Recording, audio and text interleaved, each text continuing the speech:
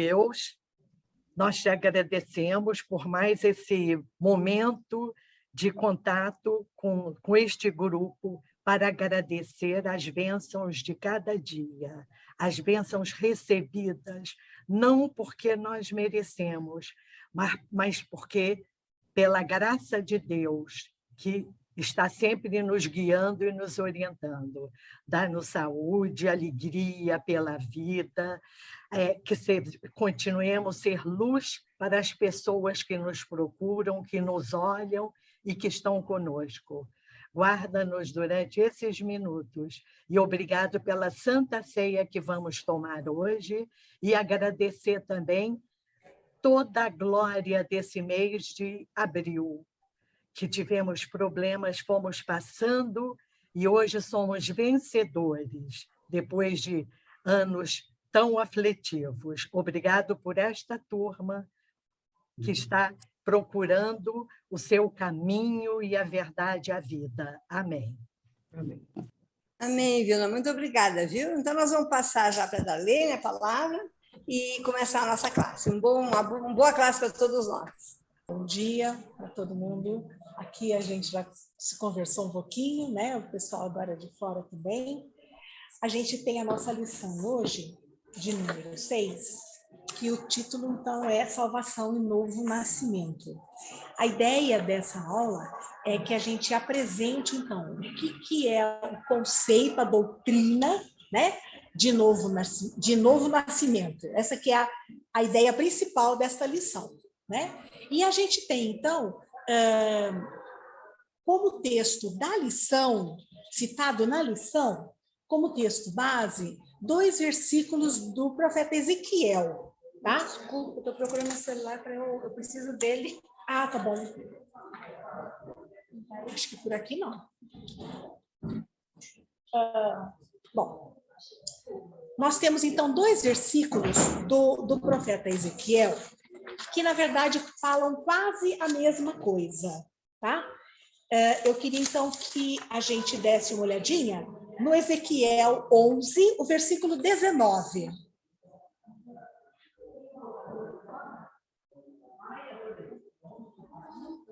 Esse eu não tinha passado para você, né, Luciana? Desculpe. Ezequiel 11, 19, que é o versículo citado na lição.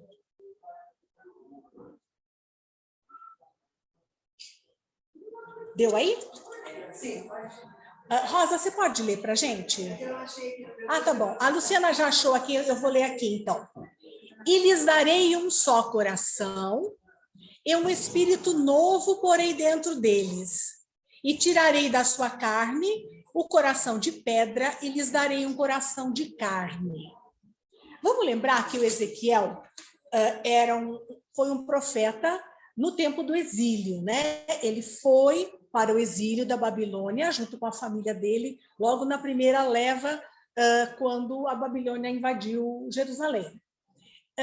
O povo viveu naquele exílio um período muito difícil, muito complicado, de perda de identidade, inclusive.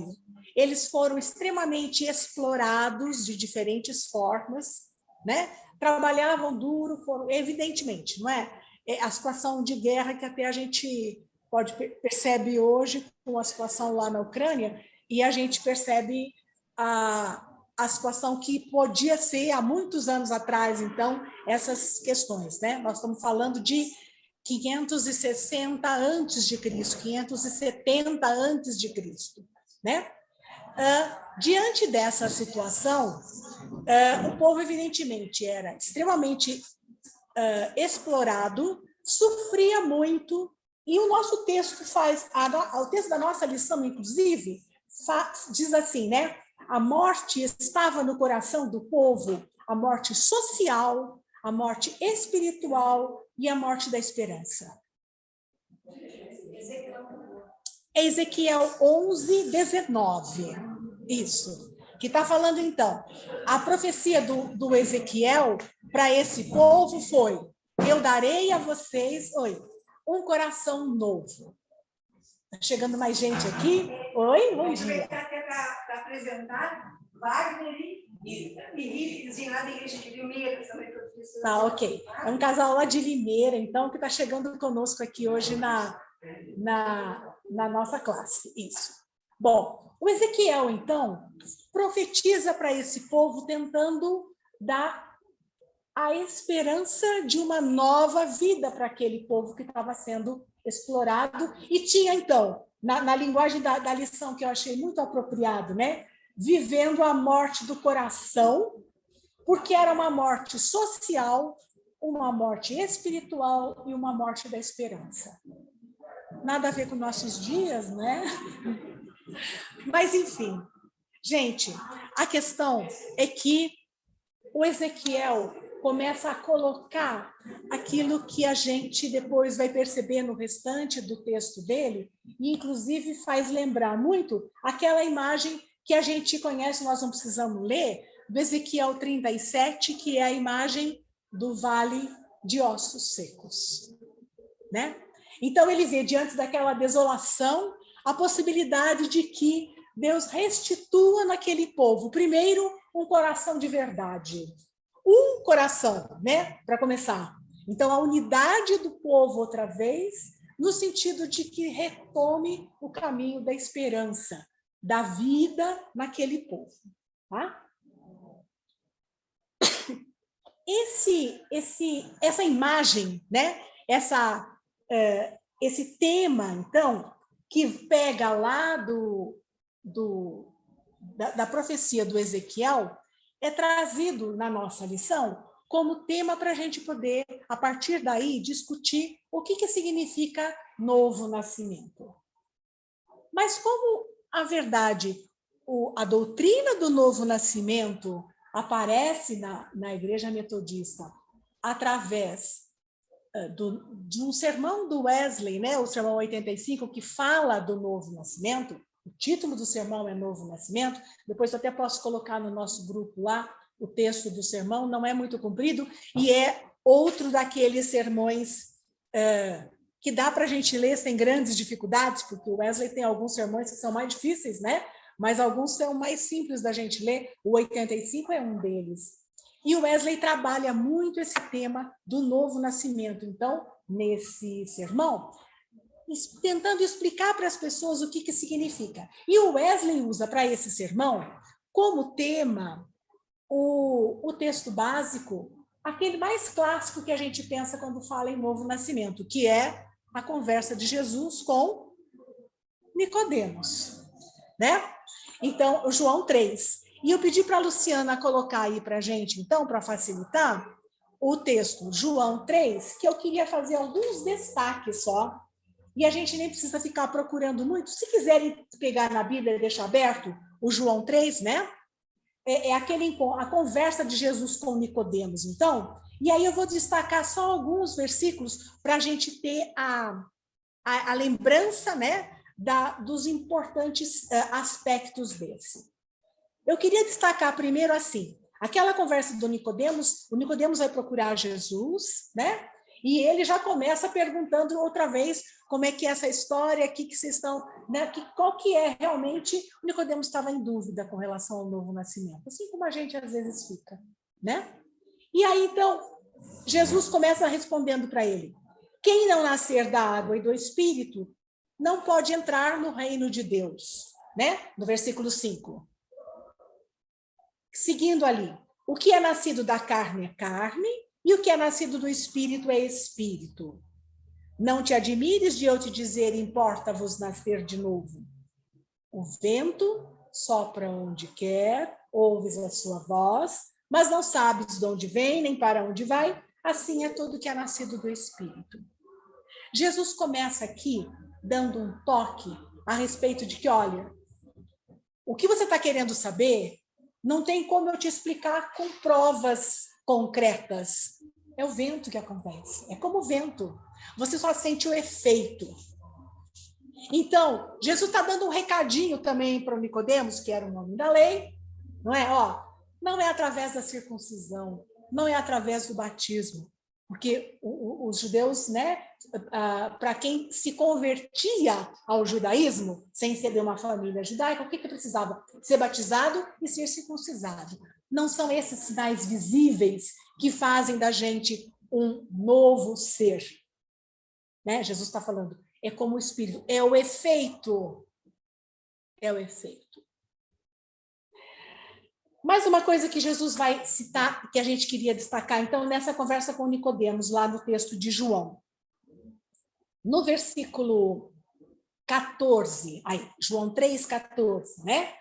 E do modo por que Moisés levantou a serpente no deserto, assim importa que o Filho do Homem seja levantado, para que todo o que nele crê tenha a vida eterna.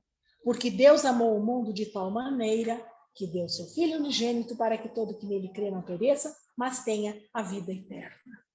Jesus se apresenta aqui como aquele que vai ser o agente daquela salvação, daquele novo nascimento.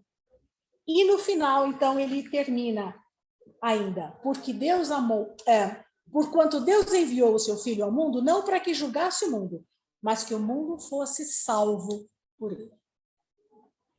Eu acho que esse texto ajuda a gente mais a entender a questão do novo nascimento do que o Ezequiel, por isso que eu quis trazê-lo aqui, embora ele não fizesse parte da nossa lição mesmo.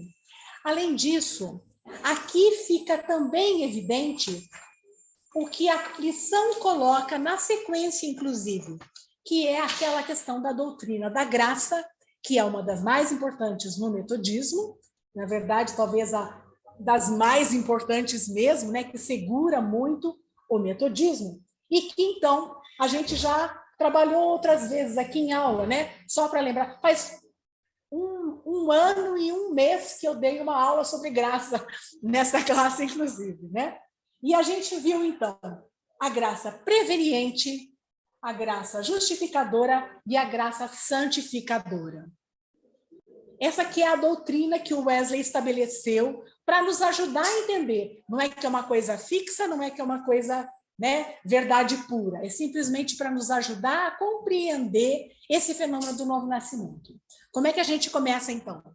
A graça preveniente é aquela graça que nos ajuda é aquilo que está aberto desde o princípio do mundo para todo ser humano. É aquela disposição de amar que Deus tem para nós.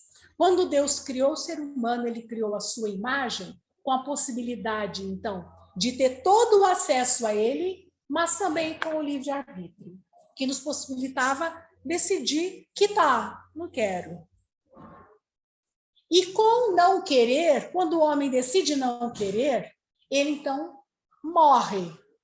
Não é isso? O apóstolo Paulo, quando trabalha isso nos diversos livros, nas diversas cartas em que ele trabalha essa teologia, ele explica desse jeito, não é? O pecado é a nossa morte. Está lá no outro texto que eu pedi para a Luciana colocar aqui, mais disponível para nós, que é de Efésios. Luciana, você pode pegar lá para a gente?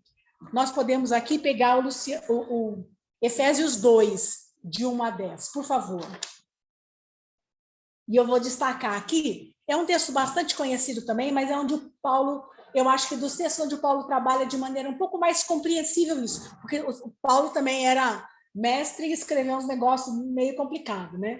Romanos, por exemplo, eu chego com muita cautela, mas Efésios dá para a gente encarar. E nessa carta, Efésios, então, ele trabalha no capítulo 2, né? Ele começa dizendo assim: ele vos deu vida, estando vós mortos nos vossos delitos e pecados, nos quais andastes outrora, segundo o curso deste mundo, segundo o príncipe da potestade do ar, do espírito que agora atua nos filhos da desobediência, entre os quais também todos nós andávamos outrora, segundo as inclinações da nossa carne, fazendo a vontade da carne e dos pensamentos. Deixa eu pular para o versículo 5, que diz: e estando nós mortos em nossos delitos, nos deu vida juntamente em Cristo. Pela graça sois salvos. É a graça que nos abre essa porta. E a primeira graça que nos abre essa porta é a graça preveniente de Deus, que é aberta para todos. A qualquer momento, qualquer ser humano pode se achegar a Deus. A graça preveniente também é aquela que mexe com a gente quando a gente percebe que não está legal. O Wesley fala, inclusive, que sem a graça de Deus não há possibilidade de ser feliz. Interessante, né? O Wesley está lá trabalhando no século XVII sobre felicidade humana, né? Mas ele está preocupado com isso também. E ele diz, é impossível ser feliz sem experimentar a graça de Deus. Você nunca vai ter felicidade sem a graça de Deus. E é aquilo, sabe aquele dia que a gente está incômodo com alguma coisa, parece que não está dando certo, né?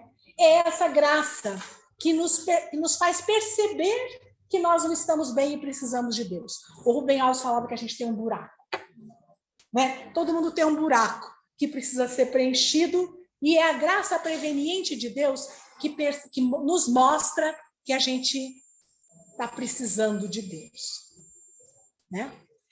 Em seguida, a gente tem a graça justificadora, que é aquilo que Jesus possibilita para nós. Porque a hora que a gente se achega a Deus porque a gente percebe que está precisando dele, a primeira coisa que acontece é que a gente percebe que está em pecado.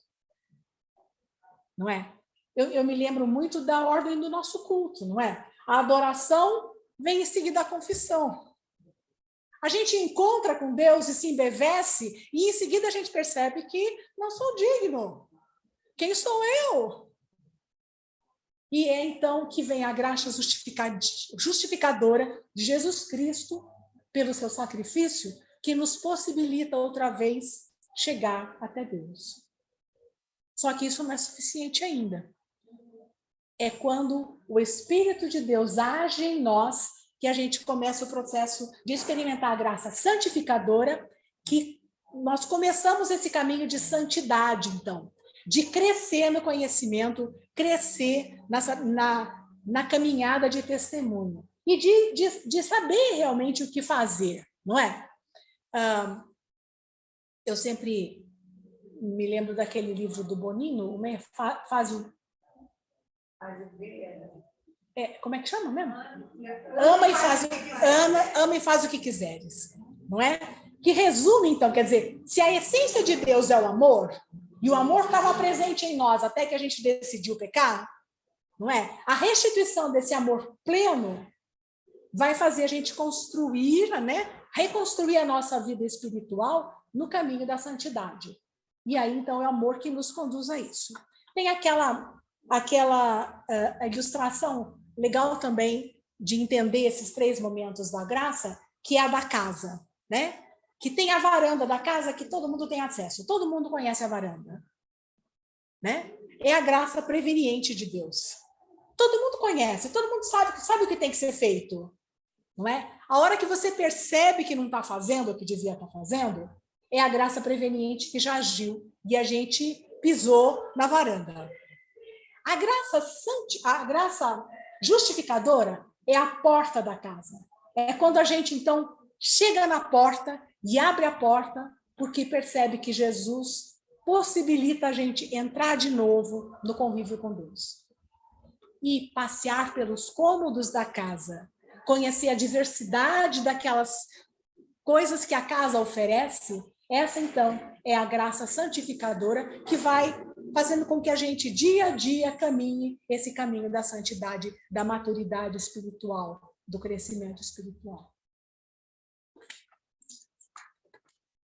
No texto da nossa lição, a gente tem resumos específicos mais sobre cada uma essa questão da graça, né?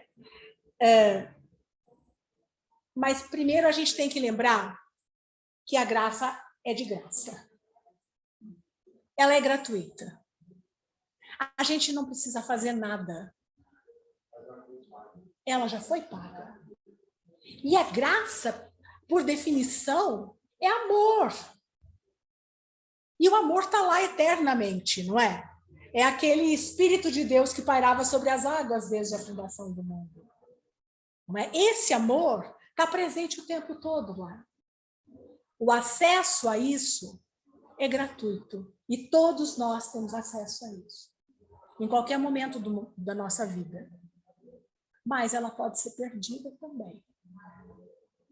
Mesmo depois que a gente tiver se beneficiado de tudo isso, a gente ainda pode cair. E o Wesley enfatiza muito isso no sermão dele sobre o novo nascimento, que nada é garantia. É claro que a gente vai comparar meio que imediatamente, a gente que está mais velho na igreja, né, com a questão da predestinação. Né? E que então o Wesley aproveita e dá uma picadinha aqui. Não é assim. Está sempre aberta a porta para qualquer pessoa. E a gente pode entrar e sair. Mas a gente pode retornar sempre. A outra coisa que o Wesley coloca é que a gente nunca chega lá completamente. Nós não temos santos, absolutamente santos entre nós. Todos nós vamos estar sujeitos ao pecado. Nós temos gente que caminha um pouco melhor, tem gente que caminha menos. Mas todos nós estamos sujeitos a tropeçar e a cair. E não adianta a gente ficar procurando santos para seguir. Porque não tem, gente. Não adianta procurar santos nas melhores igrejas que a gente possa imaginar. Porque santo absoluto é só um. Eu acho que essas coisas ajudam muito a gente a entender, inclusive, como é que a gente ainda continua na igreja, em alguns momentos.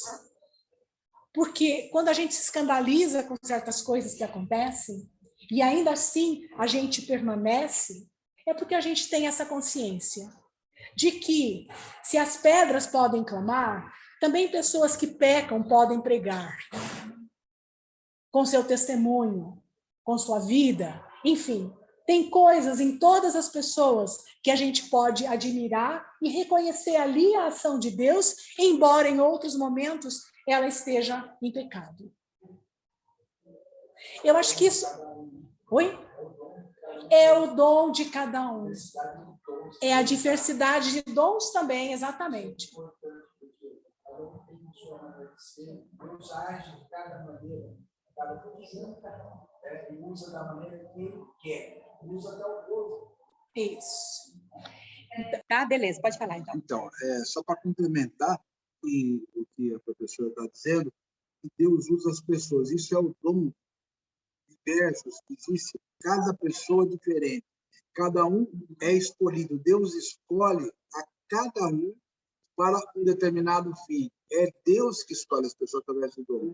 E, às vezes, a pessoa não tem capacidade, eu não sei fazer nada, eu não consigo, eu não posso. Pode, Deus tem um dom para você. Qualquer um tem o dom, Deus escolhe. E esse dom, Deus capacita e faz, mesmo que a pessoa esteja lá no pecado. Foi muito interessante, cara, que ele acaba, às vezes, uma maneira de ser, uma maneira de agir, uma maneira de passar para as pessoas.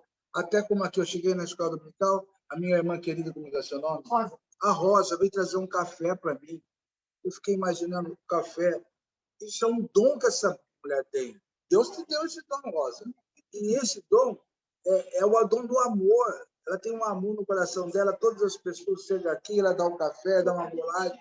Isso é um dom. E Deus usa a vida dela. Ela fala assim, mas eu não sei fazer nada. Sabe? Isso é amor. E esse amor que ela me passou é o dom que ela tem. E eu vejo Jesus, eu vejo Deus na sua vida. Obrigado. Deixa eu só complementar um pouquinho, lembrando que estamos também sempre, Deus está sempre disposto a nos perdoar, né? Porque senão a gente está ferrado, né? Então, se pecou, ok. Então, vamos buscar o perdão de Deus, senão estamos ferrados. O que não significa necessariamente liberar o pecado, né? Eu acho que isso é uma coisa importante para a gente ter, né? Porque não é assim, então eu peco e Deus está sempre ali. Não, a consciência do pecado nos impede de cometer de novo. Caso a gente caia nessa tentação, Deus está ali para nos... porque, efetivamente, sim, Deus é o Deus de amor, não é o Deus de julgamento. Não é o Deus que aponta o dedo e insiste para o outro. É o Deus que acolhe quando qualquer um de nós tem pecado. Né? Eu acho que essa consciência mesmo que a Rosa está falando aqui é exatamente parte do novo nascimento, né? A consciência do pecado, a busca do perdão. Né? Espera aí. Agora eu vou desligar aqui e você liga aí. Liguei. Lembrando, né, lá em João 3, naquele encontro com Nicodemos, né, ele termina justamente falando isso, né? Porque Deus enviou o seu Filho ao mundo, não para que julgasse o mundo, mas que para que o mundo fosse salvo por ele, né? Então, não é o julgamento de Deus, né? Jesus veio para nos salvar, como sinal de amor. E abençoar, claro. Isso.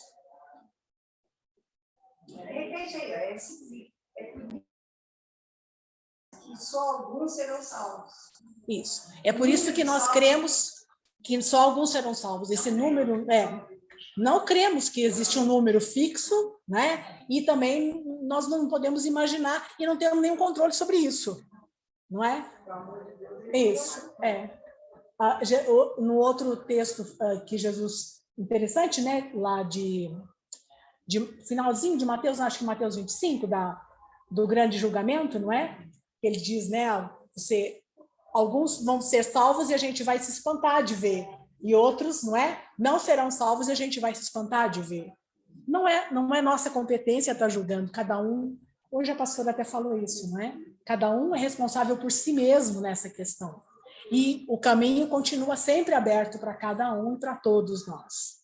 Eu não entendo por que nós igreja, ainda julgamos e condenamos. Escolhemos, inclusive, classes de pessoas. Nós mandamos, eu estou fora, mas os crentes mandam para o inferno, os homossexuais mandam, literalmente, vão para o inferno. Agora, que autoridade nós temos de mandarmos alguém para o inferno? A gente não morre nem pelos filhos, às vezes, né? Talvez pelos filhos, imagina morrer pelos pecadores, né? Então, a gente faz isso. A todo momento a igreja está fazendo isso. Usei o exemplo do homossexual, mas assim tem classes aí que nós classificamos como pecadores que vão para o inferno e a gente pode se surpreender.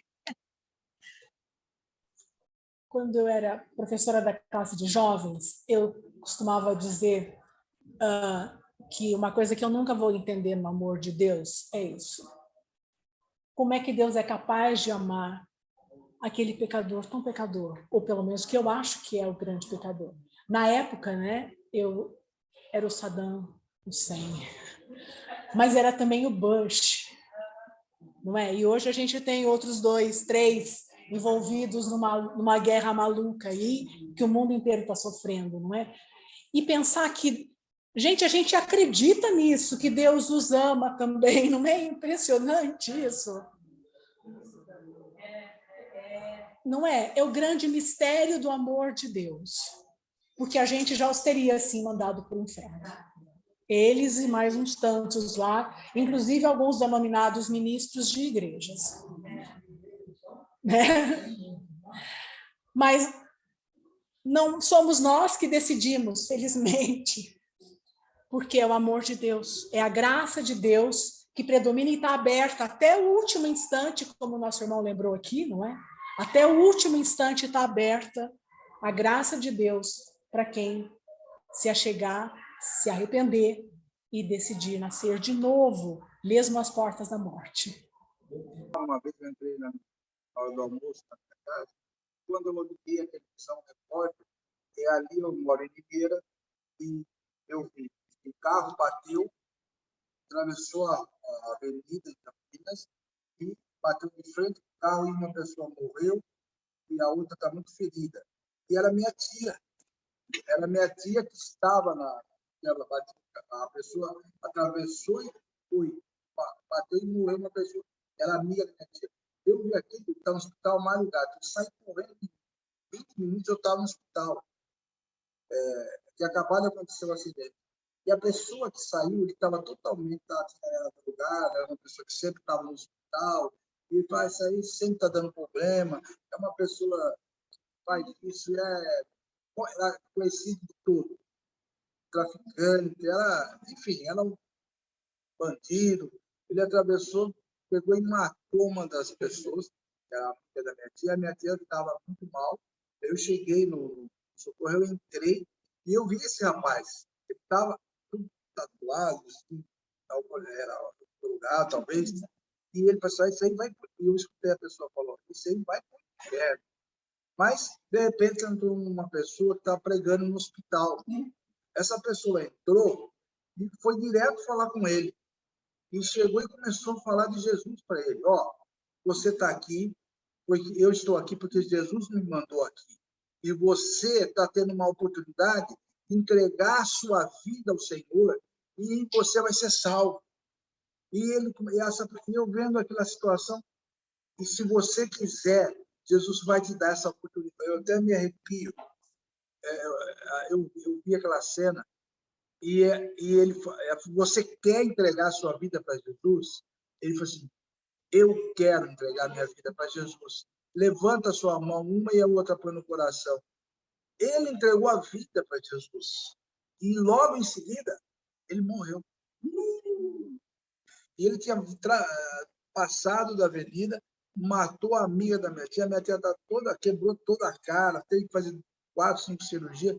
Aí a turma a turma fala tantas coisas daquela pessoa. E eu falei, nossa, aquela pessoa, todo mundo que conhecia, foi para o inferno. Mas eu testemunhei que ele teve uma oportunidade, que entrou uma pessoa e pregou o evangelho, falou, aceita Jesus, e ele aceitou. Então, Deus dá a oportunidade no último segundo da nossa vida, para o pecador. Todos nós temos a oportunidade, no último minuto, Deus vai enviar alguém, vai falar assim, você tem a oportunidade de entregar a sua vida para Jesus. Você quer entregar? Peça perdão, que Jesus vai te salvar agora. Isso que ele faz, e a pessoa será salva. Coisa impressiona muito a gente, né? Eu acho. Pensar que o caminho está sempre aberto. E essa é a graça, né? Algumas outras coisas que eu tinha anotado aqui, a graça deve ser respondida, porque ela vem de graça a nós, mas enquanto a gente não tomar posse dela, ela não tem o efeito na nossa vida. Na nossa lição tem uma frase assim, olha, a salvação, ela depende completamente de Deus, mas depende completamente da responsabilidade humana. É a nossa responsabilidade decidir se a gente quer a graça na nossa vida, e a partir daí nós temos responsabilidade com aquilo que a gente assumiu, né? Como a continuidade aqui da lição da semana passada, né? Exatamente isso. Nós temos a responsabilidade daqui para frente. Usando outra vez a imagem da casa, não é? Nós decidimos entrar nesta casa, passamos pela porta, entramos nesses cômodos, agora nós temos responsabilidade com isso. Então, é o que Jesus falou para a mulher, né? Agora vai e não peques mais. Você tem que se esforçar daqui para frente. É a sua responsabilidade seguir nesse caminho. Porque se a gente é inundado pelo amor de Deus uma vez, a gente não tem como sair ileso. A gente tem essa responsabilidade daqui para frente de seguir naquilo. E de cada vez que a gente percebe, então, o nosso pecado, outra vez se arrepender, para recomeçar esse processo, né? De seguir sempre na caminhada da salvação. Mas é nossa responsabilidade a decisão a respeito disso. O Santo Agostinho fala assim, né? Aquele que nos fez sem nós, não nos salvará sem nós. Né? Não é?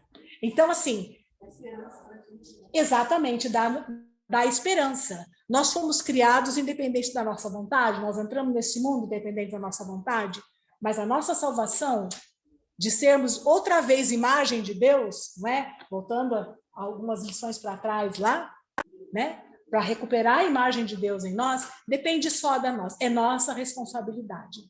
E aí, então, para encerrar, eu queria colocar isso que a gente tem aqui como um resumo também dessa teologia da salvação. Esse não. Nós fomos salvos. Dá para aparecer isso aí lá? Está aparecendo. Acho que dá para ler, não dá? Dá. O Lucas está dizendo que sim. Estamos sendo salvos. E seremos salvos. Acho que isso aparece um pouquinho nos 3 efeitos da graça, não é? É a graça preveniente que possibilita a todos sermos salvos. Somos salvos. Nós estamos sendo salvos na medida em que a gente agora caminha esse caminho da salvação, da santificação. Mas nós seremos salvos no futuro. Não é esta vida que garante a nós a salvação plena. Não é aqui que a gente pode garantir, sou salvo completamente, ou sou santo. Então, por isso, eu volto a dizer, não adianta procurar entre nós os santos. Nós vamos encontrar sempre pecadores que estão procurando crescer na salvação, crescer na santificação. Acho que é isso, basicamente. Eu não sei agora as contribuições aí, mais alguma contribuição do pessoal aqui, ou de casa. Isso.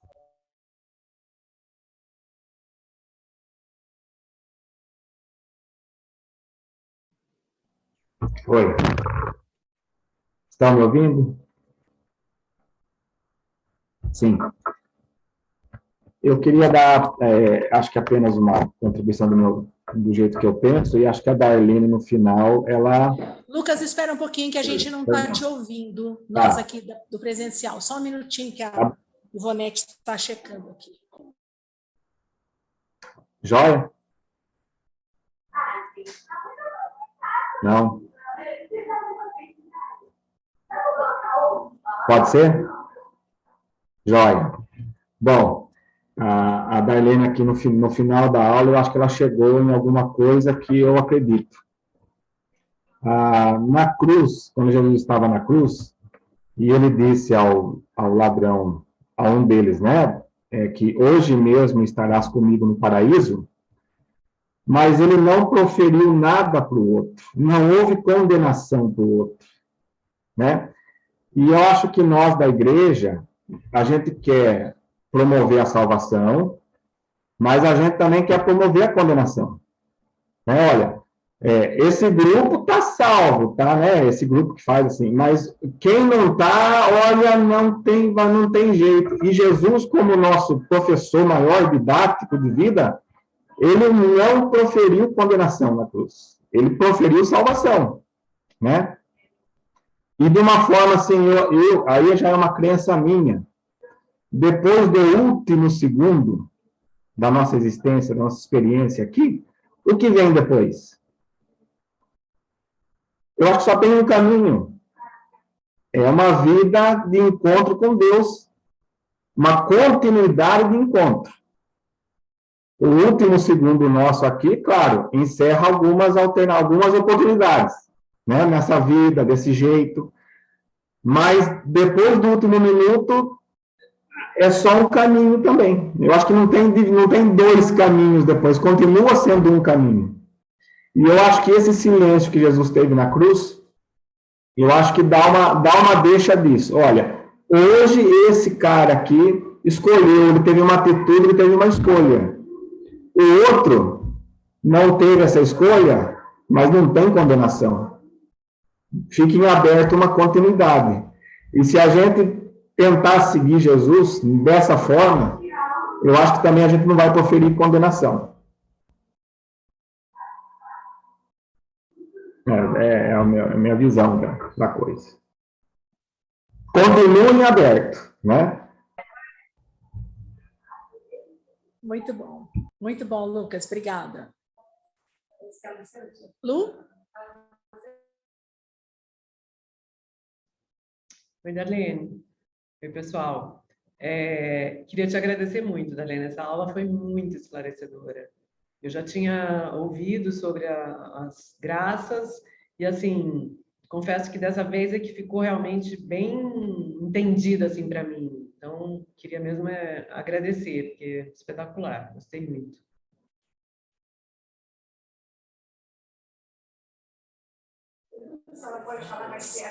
Para você repetir, Luciana, falando um pouquinho mais perto do microfone, talvez, porque aqui saiu muito baixinho. Não, eu estava querendo te agradecer pela aula, pela excelente aula, e dizer que Eu já tinha escutado sobre outras aulas e já tinha lido também sobre a graça preveniente, justificadora e santificadora, e assim, dessa vez foi a vez que mais, assim, para mim ficou clara, com todos os exemplos que você foi dando, explicando. Então, assim, excelente a sua aula. Muito obrigada.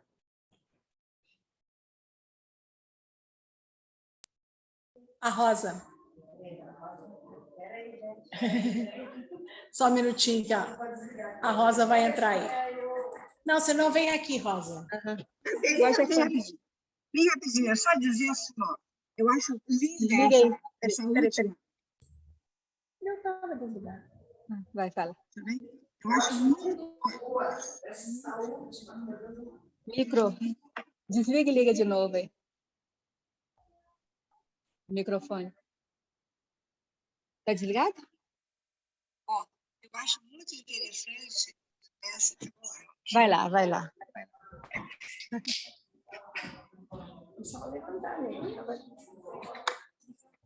Desculpa, a gente está aos poucos aprendendo a mexer com essas coisas. Não, eu queria dizer o seguinte, que essa última expressão que a Darlene usa, do fomos, estamos sendo e seremos, fomos, estamos sendo e seremos, me traz uma noção muito interessante sobre a questão do verbo na linguagem, né? E também uma conexão lá com João, o Evangelho de João, que diz assim, o verbo se fez carne e habitou entre nós, né? E o que existe é o verbo. O verbo, para nós, o sentido do verbo é movimento, né? O verbo é aquela coisa que dá sentido para as frases que a gente usa. Eu vou ao cinema. Então, se eu não disser vou, fica sem sentido eu e o cinema, e fica sem movimento. Então, o verbo é essa expressão de movimento na linguagem. E quando a Darlene usa essa expressão, usando os 3 tempos verbais, que é o passado, né? Nós fomos, nós estamos sendo, que é o presente, e nós seremos, que é o futuro, me fica uma sensação muito bonita de que, na concepção de salvação, tem o antes, o agora e o depois, né? Tem o passado, que resgata, tem o presente, que é o que nós estamos vivendo, e essa possibilidade constante de cair permanentemente, e o seremos, que é a garantia de um futuro, né? De estar com Deus. Então, essa noção do verbo eu acho muito bonita, ela traz para mim um movimento que tem na palavra de Deus, que a palavra de Deus não é estática, uma vez salvos, nós não estamos garantidos, né? A graça justificadora, ela não garante até o final, nós precisamos da graça salvadora, que é o permanente exercício da graça de Deus, né? Só esse comentário que eu acho que é legal, o movimento. Bom, mais alguém? Eu acho que o Wagner tinha pedido para falar, e depois a Ivonete. Então, vamos lá, eu depois fico aqui e já pego. Agora tem que desligar, né? Vamos lá. Se agora vai dar certo. Ou deu. Ele não está desligando.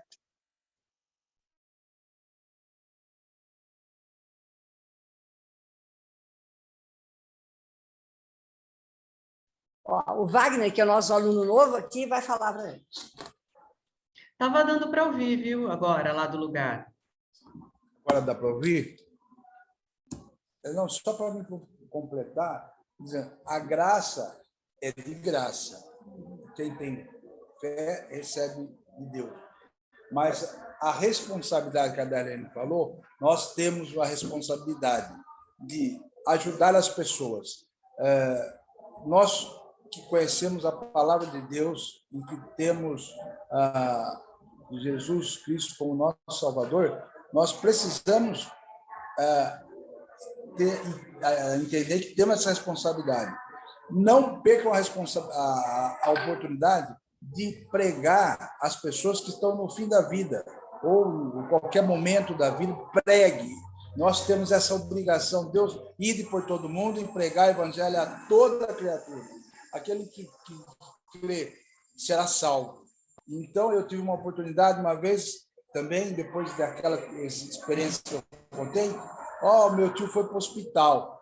Ele já estava no estado final, estava morrendo. Eu fui correndo para o hospital. Eu entrei falar com o médico. Eu preciso falar com meu tio.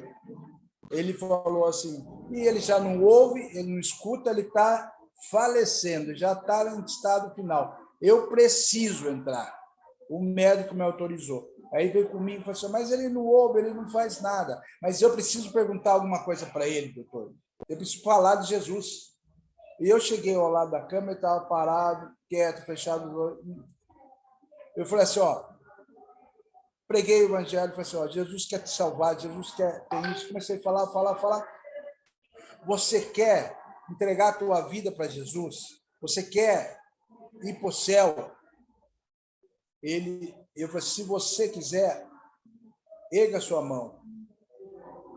E o médico falou, não, ele não tem mais capacidade. De repente, ele estava assim, ele fez assim com a mão. Ele ergueu a mão. E eu segurei na mão dele, orei por ele e repete comigo. Eu te aceito como meu salvador. Mas ele não repetia, porque ele não falava. Mas eu orei e pedi, Senhor, aceita mais o teu filho que está pedindo perdão e que quer ser salvo. E segurei na mão e abaixei. Horas depois ele morreu, definitivamente.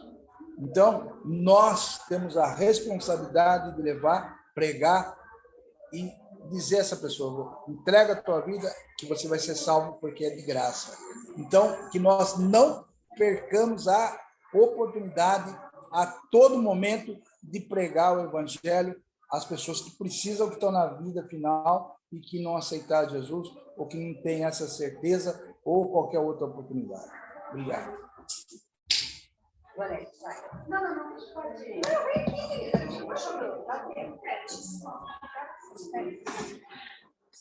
Bom, não me delongando muito, mas eu imagino esse novo nascimento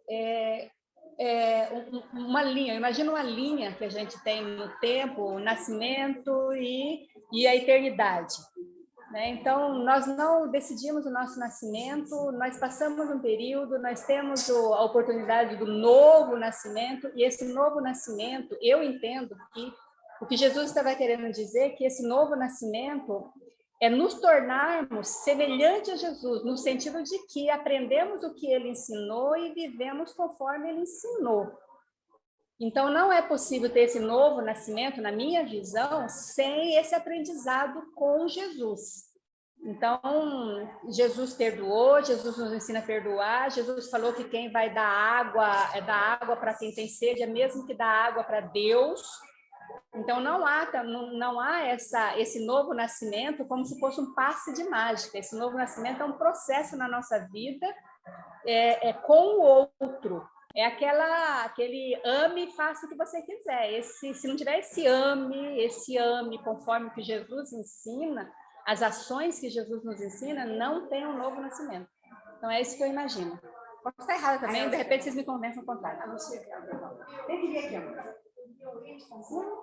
É que o pessoal tem que ouvir. Mais uma pessoa vai falar. Diz o nome. Senta ali, te enxerga aí. Uma palavrinha só. Não, vai. Mas me garanto. Me garanto.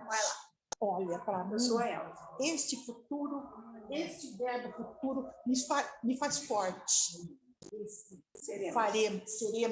Faremos, porque lá atrás eu já aproveitei tudo que Deus me tinha dado. Eu estou sentindo segurança nisso aqui, olha. Desculpe, viu? Eu invadi isso, mas isso aqui me dá muita segurança, porque agora já estou inerte, minha vida está exaurindo, tal, mas eu tenho uma forte esperança de estar aqui ainda. E por isso que eu aceito a palavra de Deus todos os dias, eu pesquiso, estou aqui, gosto das suas aulas de sonho, né? E eu tenho uma esperança nisso, viu? O meu esposo faleceu esses dias e ele sempre dizia para mim, porque ele também era pecador. Eu sou pecadora? Eu também sou, você sabe que todos nós somos. Mas ele dizia assim, você me perdoa de tudo que eu fiz errado? Não estou falando mal dele não, viu, gente? Você sabe o que vocês acham. Ele dizia assim, não peça perdão para mim, meu amado. Peça perdão para o nosso Deus. Ele é a nossa segurança. E depois, no final, não pude presenciar a morte dele, porque ele foi para a clínica, mas eu tenho certeza absoluta que esse futuro que deu segurança a ele. A nossa vivência foi assim, mais esteja presente, acreditem no nosso, né? Foi bom isso, uma pena que eu não estava presente na hora, mas o Papai do Céu sabe da minha intenção. Obrigada pela palavra. Obrigada, querida. Então, é um tema delicioso esse, né? Porque mexe com todos nós, mexe com as nossas dores, com as nossas angústias, com as nossas emoções, também mexe com os nossos afetos, com a nossa capacidade, inclusive, de compreensão racional das coisas, né? Então, o tema da salvação é belíssimo, complementado pelo tema da graça, então é festa no céu, como a gente diz, né? É momento de encontro mesmo com a palavra de Deus. E quando a gente consegue ir entremeando isso com os depoimentos, com as experiências pessoais de cada um de nós, isso se torna belamente rico, né? Se torna... engorda, né? Engorda a nossa experiência religiosa, dá vigor, né? para a nossa vida de experiência cristã. Muito bom mesmo. A gente quer agradecer para a Darlene, que nos trouxe hoje a lição, e só poucos de nós sabemos, mas ela está doente hoje, então deve ter sido uma experiência difícil para ela, mas, enfim, deu conta do recado e nós agradecemos mais ainda, né? Agradecemos a Deus, porque também deve ter fortalecido bastante para ela poder estar conosco. E agradecemos também a presença do Wagner e da Rita, que estão lá da Igreja de Limeira, amigos do nosso pastor, da nossa pastora aqui, Laurilene e Oswaldo, e eles estão conosco hoje. Nós tivemos um culto muito lindo, né, com a presença de 2 corais, foi uma coisa assim, muito bonita para nós. Ah, sim, como que é seu nome? Ah, Dona Helena, mas a Dona Helena já é da igreja aqui, que ela veio aqui na classe hoje poucas vezes, hoje foi um dia que ela veio, que ela está com a gente lá sentadinha aqui do lado da Esther, né? Ah, eu não sabia que vocês eram irmãs. Então, tá, a Elaine, são irmãs e estão aqui conosco também. Então, vamos já caminhando para o... Ó, está lá, olha lá que linda. Tá bom? Muito bom. Então, nós estamos já caminhando para o final da nossa aula e agradecendo então, a participação de todos. A Vilma saiu, não é? Parece que ela estava com a gente, mas precisou sair. Ah, ela foi ao culto, é. Ah, isso aí. Tem algumas pessoas que também vão ao culto nas suas igrejas, né? Então, elas participam aqui da comunidade da nossa classe e depois saem rapidinho para ir na sua igreja local. A Vilma, por exemplo, é do Rio de Janeiro, então nós temos como sempre aqui, um grupo bem eclético e bem ampliado geograficamente, né? Mas estamos chegando ao final, então, na próxima semana a gente se encontra, né? Vou pedir que a Luciana faça uma oração para terminar a nossa classe, e eu sempre peço que faça de fora para a gente poder todo mundo ouvir aqui bem no texto, tá? Vamos lá.